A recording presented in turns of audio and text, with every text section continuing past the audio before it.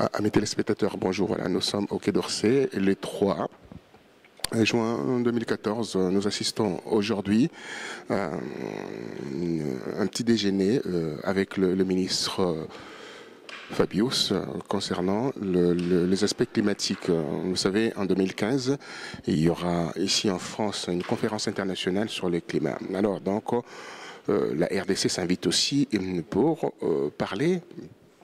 Quand la RDC s'invite, c'est-à-dire la presse de la RDC est invitée ici pour participer à ce petit déjeuner qui réunit de tous les grands spécialistes concernant bien entendu le climat. Vous savez, le bassin de Congo est le deuxième bassin du monde après l'Amazonie et qui a un rôle important à jouer dans le climat, dans le réchauffement climatique et surtout sur la glaciation. Vous savez, la glaciation, on est en train de perdre au niveau d'Arctique les glaces qui fondent et ça pose un problème réel par rapport à la couche d'ozone.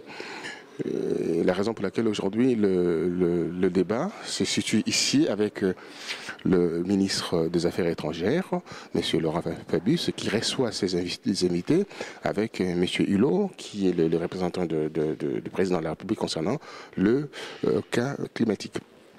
Voilà, donc nous allons entendre leur sortie. Dès qu'ils sortent, nous allons entendre notre micro pour avoir leur impression. Merci. Voilà, donc nous assistons toujours au petit déjeuner avec le ministre des Affaires étrangères qui reçoit une délégation sur le cas d'espèce de ce qui nous attend dans les années et les siècles à venir. C'est le climat.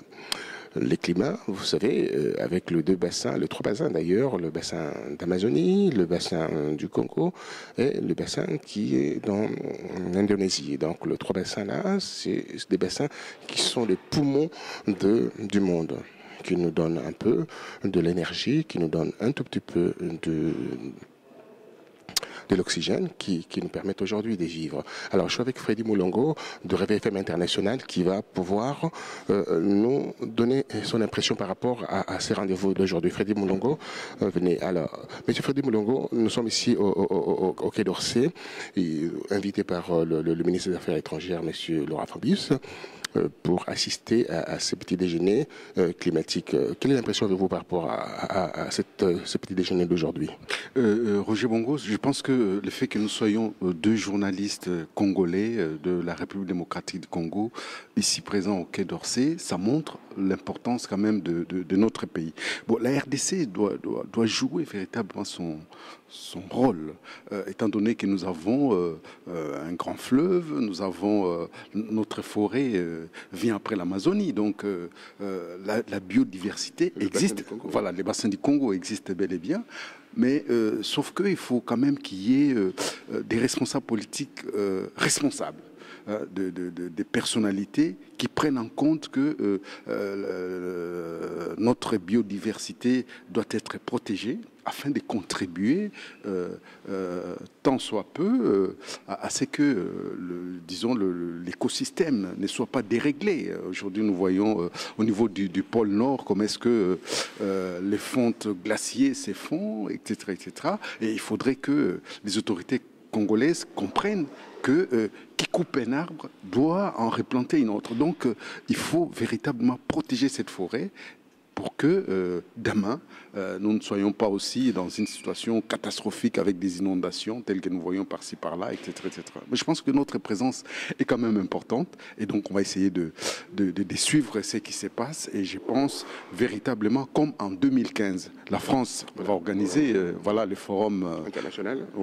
sur le climat. Donc, il me semble que là, c'est des réunions préparatoires et nous devons tout faire pour que la voix du Congo soit entendu, mais bon, nous n'avons aucune fonction politique, mais simplement, en tant que journaliste, il faut être là où les événements se passent pour véritablement essayer de comprendre ce qui se passe et de pouvoir peser, si on peut, dans les décisions qui se prennent. Alors, on attend le ministre des Affaires étrangères qui va descendre pour avoir ses impressions, les impressions des invités. Et il y a une délégation qui est ici pour élaborer le plan, comme vous l'avez expliqué tout à l'heure, pour 2015. Là, il y aura une très grande conférence. J'espère que les autorités congolaises congolaises se rendent partie parce qu'ils brillent par leur absence. Oui, mais leur brillance d'absentéisme dans des réunions internationales, c'est bien connu.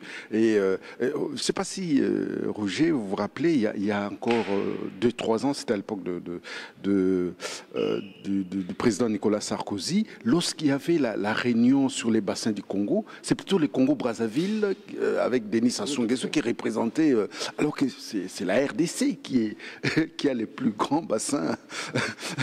Voilà. Donc, une grosse partie au niveau de ces bassins voilà. du Congo. Et donc, on avait brillé par l'absentéisme. Et on espère très, très bien que même si au niveau politique, ça ne marche pas et qu'il y a une sorte d'illégitimité du pouvoir et qu'on dirige par défi, les autorités congolaises illégitimes feront en sorte quand même d'être là pour faire en sorte que la voix de la RDC ne soit pas éteinte comme ça. Alors, vous avez parlé, pour terminer, de poumons de ces mondes. Vous avez parlé de l'Amazonie, la RDC qui suit, après l'Indonésie. Donc, les 3 bassins sont les 3 bassins essentiels.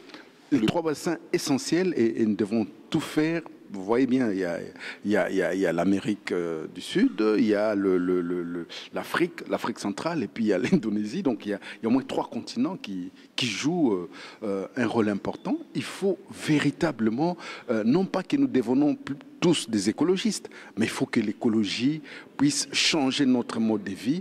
Il faut que les respects de la nature s'intègrent dans notre manière de voir les choses. Et vous savez, lorsque on a coupé les arbres sur les boulevards du 30 juin uniquement pour faire élargir faire l'autoroute, pour faire un terrain d'atterrissage d'un avion au cas où les régimes basculaient, ça nous a fait rire. On coupe pas les arbres comme ça. J'espère qu'ils vont en replanter. Donc, il faut véritablement que les Congolais comprennent que non, trop katabansetété pototé kamakala, ou bien toto salabama, parce qu'il est boulanger à Kinshasa. Avec le bois de chauffe. Voilà, il coupe les arbres. On n'a plus des safoutiers que nous on a connus, les états madamins et tout ça. Tout ça, ça passe à la trappe et au feu. Non, il faut qu'on comprenne que nous avons besoin véritablement de bien respirer, et pour que nous puissions bien respirer, il faut qu'il y ait des arbres, parce que l'oxygène, c'est aussi à travers les arbres. Et lorsqu'on coupe tous les eucalyptus au niveau du quartier Anjili, les gens ne comprennent pas. Donc nous avons véritablement des autorités, des incapacitaires, qui ne comprennent pas quel rôle nous devons véritablement jouer en tant que pays qui a des potentialités et qui a vraiment d'énormes potentialités qu'il faut mettre en valeur. Merci Freddy. Merci à tout à l'heure. Roger, pour cette interview. Merci.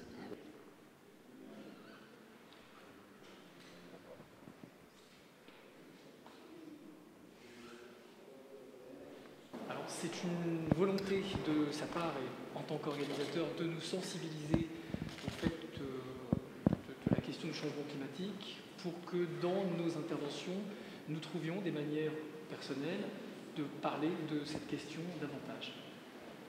Merci.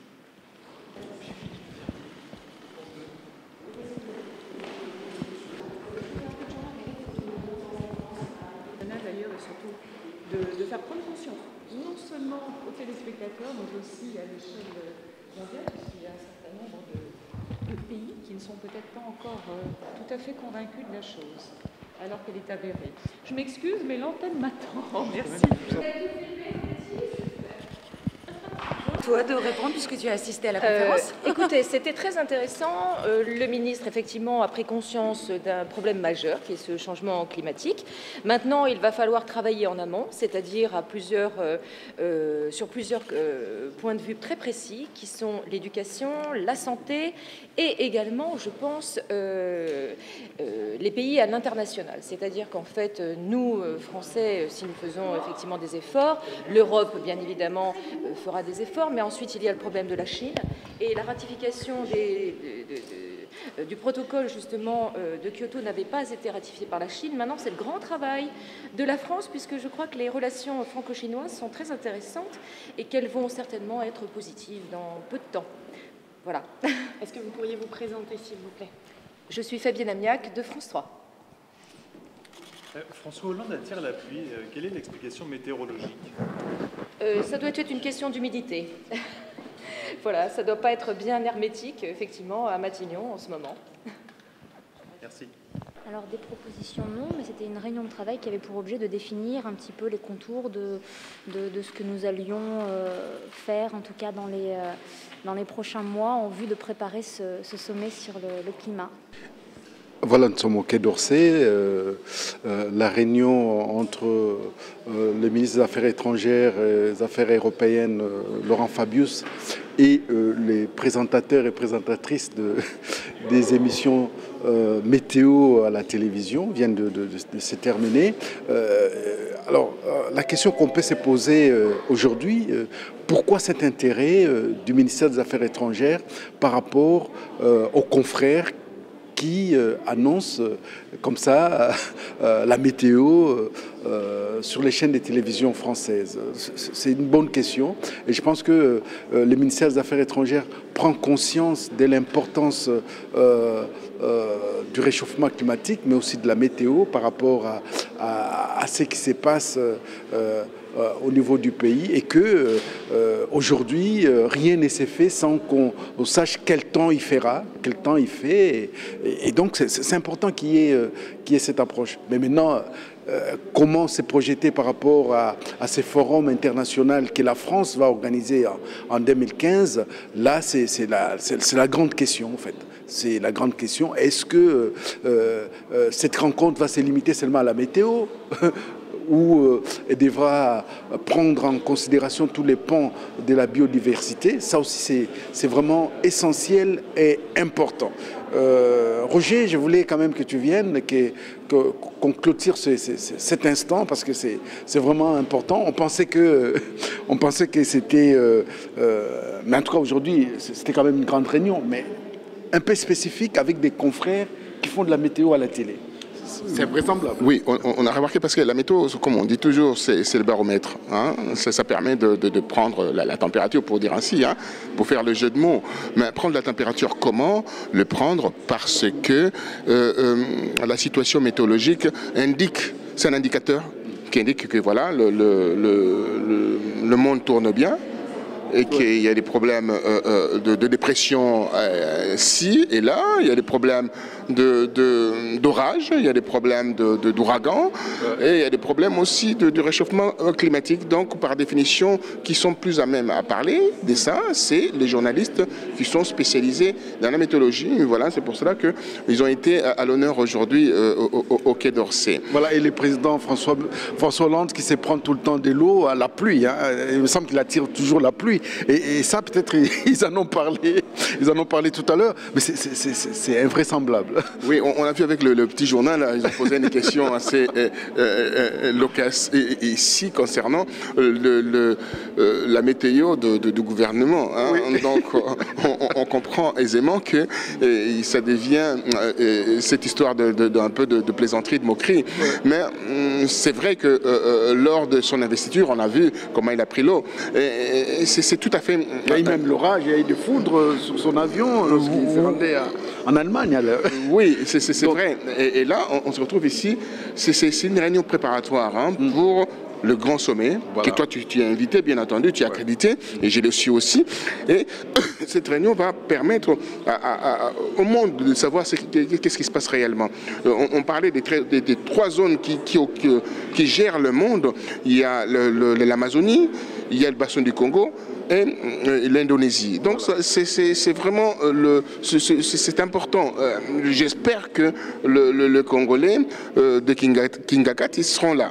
Voilà, j'espère aussi, parce qu'il ne faut pas oublier, lorsqu'on parle de l'Indonésie, c'est là où il y a eu les tsunamis, voilà, avec des dégâts énormes. Donc il ne faudrait pas que le bassin du Congo soit pillé pour que demain, il y ait une sorte de tsunami aussi au niveau de ces bassins-là. Non, les autorités de Kingankati doivent comprendre que le Congo appartient à ceux qui étaient là avant, à nous autres qui sommes là aujourd'hui, et demain aux enfants et aux arrière-petits-enfants qui viendront après. Donc, on ne peut pas sacrifier des générations entières pour simplement se faire plaisir ou simplement pour piller et s'enrichir illégitimement ou même implicitement. Il faut faire en sorte que ces bassins puissent véritablement servir d'abord aux Congolais, c'est-à-dire que nos arbres... non, je suis très sensible à ces problèmes de coupure d'arbres parce qu'on ne se rend pas compte qu'on appauvrit les pays avec ça. Il faut couper les arbres, mais en même temps, il faut en replanter. Ça, c'est bon. Il faut aussi faire en sorte que... il y a un problème maintenant avec le fleuve Congo qui baisse des niveaux de temps en temps. Qu'est-ce qui se passe? Il faut draguer aussi notre fleuve. Il faut permettre à ce que tous nos compatriotes qui vivent du fleuve, de nos rivières, des poissons, etc., puissent continuer à en vivre au-delà de plusieurs années. Donc il y a beaucoup de choses qu'on peut aussi améliorer. Nous avons les soleils, 24 heures sur 24 au Congo. Pourquoi ne pas avoir des lampadaires avec des panneaux solaires? Pourquoi ne pas avoir des bateaux qui font Kinshasa, Kisangani avec des panneaux solaires? Tu vois, il y a des choses qu'on peut véritablement améliorer. Hein? Nous avons aujourd'hui les problèmes de délestage électrique. Pourquoi ne pas faire en sorte qu'il y ait un réseau important photovoltaïque qui puisse nous permettre d'avoir de l'électricité, même si Inga et Zongo fonctionnent. Donc on peut arriver à croiser comme ça plusieurs sources énergétiques afin que les Congolais ne puissent plus commencer à payer à la SNEL l'obscurité. Hein? Vous n'avez pas consommé l'électricité, mais vous avez une facture à payer. Donc on vous fait payer l'obscurité. C'est pas normal. Merci Freddy, merci. Nous sommes au Quai d'Orsay le 3 juin 2014. Le 6 juin, nous sommes invités à la Normandie pour assister au débarquement. Et nous allons débarquer là. On va débarquer, voilà. Merci, à très bientôt. Merci.